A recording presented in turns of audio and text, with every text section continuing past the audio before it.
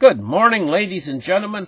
Welcome to the show. Listen, glad to have you guys here. Now, today is Monday, May 13th, 2019. And let's get started. Let's open up the charts right here and take a look at what's going on. First thing we want to take a look at is Trump's tweets. And, you know, it makes a lot of sense. Now, going back maybe a year or two, probably. No, it was way back when Trump first got elected, you know. It's a long time ago on my channel. I talked about how it would be a great move for the United States economy if tariffs were put in. I said 25 to 35%. Honest to gosh, I never thought he'd do it. For real, you know. But I said what would happen first is I said there would be a lot of economic pain. But I said there's a great sucking sound from China. And that sucking sound would suddenly be cut off.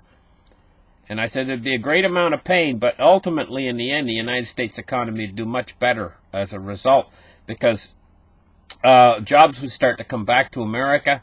America is capable of things that China is not capable of doing. China is trying to position themselves to become capable of doing what America can do. China is trying to become a consumer economy, but they're not. They're not a consumer economy, not really. They're trying to become a consumer economy, but what's the old saying? A day late and a dollar short. That's what they are.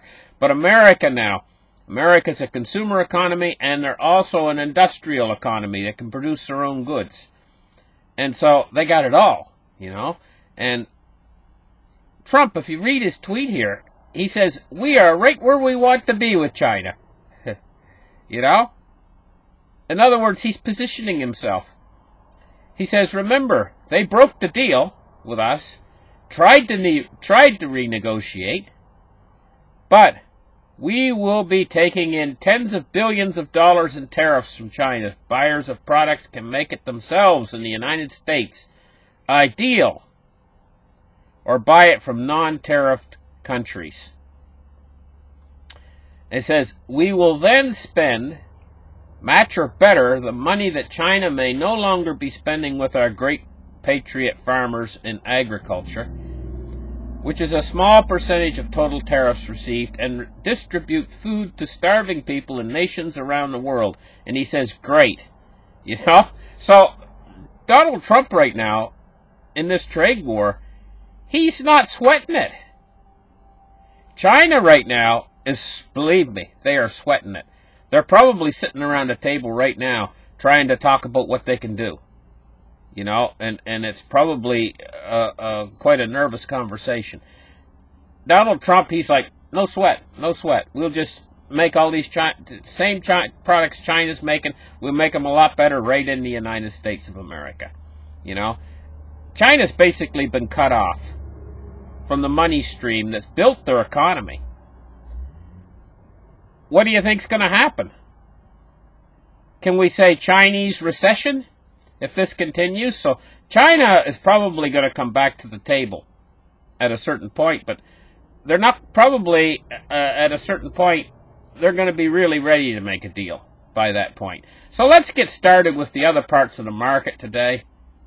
And, you know, today's a pretty good little day for silver. We're seeing it shoot back up into its range again. It's on the upswing right now while we're talking. It's at $14.77. It's up 3 cents on the day. Now let's take a look at Bitcoin. Bitcoin is holding steady up above $7,000 now. So what we have to get used to is we have to get used to this new price for Bitcoin. I mean, okay, a couple weeks ago it was 3,000 bucks. Now it's over 7,000. But you got to understand something about this financial asset. It's all in your head what a Bitcoin's worth. We might be looking at a chart and thinking right now that, hey, you know, Bitcoin's really high in price, you know, because it's just moved up into over $7,000. We're thinking, wow, that's really high. But I mean, a few years from now, we might think $7,000 Bitcoin is really cheap. It's all the way you think, you know what I mean? So it's getting stabilized now at this new price. So you might as well get used to it at this newer, higher price again, you know? Let's take a look at cryptocurrency market capitalizations. What we're seeing is $218 billion and a Bitcoin dominance of 59%. Now, I'm going to tell you what, all these altcoins are shooting up in price too. We're looking at Ethereum at 193 bucks, XRP is 32 cents, Bitcoin Cash is $365, Litecoin is 87.76, EOS is $5.48, Binance Coin is $23.42, Stellar is 10 cents a piece, Cardano is 7.3 cents, Tron is 2.49 cents, it's almost 2.5 cents. Monero, $78.21, and Dash is $133.52, and Bitcoin SV is $58.66. I see these coins stabilizing in this new price range and possibly moving higher, but down the road at some point, you know. So let's take a look now at the Dow Jones Industrial Average. Now let me see if it's open. Yeah, it's open. It's been open for a couple minutes now. She's down 463 points on the day so far. It's sort of what I expected for this Monday, you know. It's starting to sink in. The trade in China is starting to sink in. We see it going up here and Monday falling off a cliff. It's kind of a little bit of a Black Monday for the markets. Now, I'm going to tell you what. The Fed's got a plan for this. They're not going to let it fall that far before they step in. They're going to support this market. They're not going to let it go down to 12,000 or anything like that. They're going to come in and support this market before it really collapses really hard. And, you know, they got this new plan out there. I'm going to tell you about it in just a minute once I'm done talking about a few other things, including oil. Let's take a look at oil. $62.67 today. It's up 1.64% on the day. So the oil price is going up. Of course, I can only imagine part of this is got to do with the Strait of Hormuz, you know, and Iran and the United States and ships and everything else, you know, that's moving into that area. I can only imagine that's part of it. The reason why, because, you know, if Iran did try to, I haven't looked in the news. I was looking in the news on this last night, and I seen that they're sending a Patriot missile ship, a ship full of defensive missiles at over in that region. This is serious. Serious when they do that. Anyway, let's take a look now at U.S. Treasuries. Now, here's the thing I wanted to talk about the stock market. I wanted to say just a minute ago, as they got a new plan. You know what their plan is? They're going to control the whole yield curve. They're going to hard peg all these treasuries. And they've already set precedent. They've done this before, you know, and they can do it again. And Japan takes it all the way out to the 10-year. Well, heck, they can take it all the way out to the 30-year, you know, and they can control each one of these treasury, and they can peg them. This would be unlimited quantitative easing. Unlimited, absolutely unlimited. And nobody would know how much they're doing. They could just, it would show the power that the Fed has. The Fed has tremendous power. They could control the whole yield curve. Set the price. Peg it. I think this is what their plan might be. So, here we go.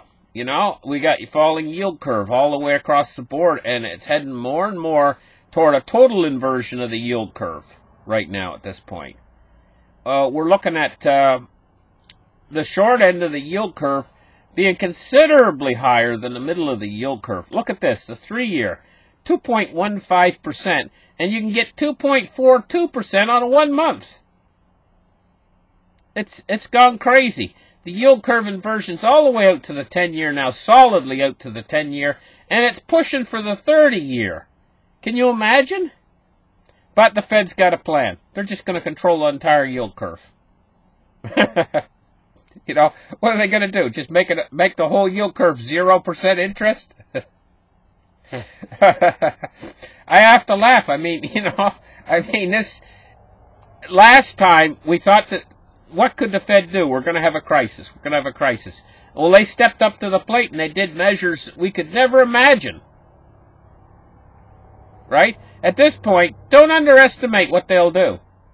The things that they'll do, the extent that they'll go to. But what they're doing with all these manipulations, they're making the system more and more out of whack.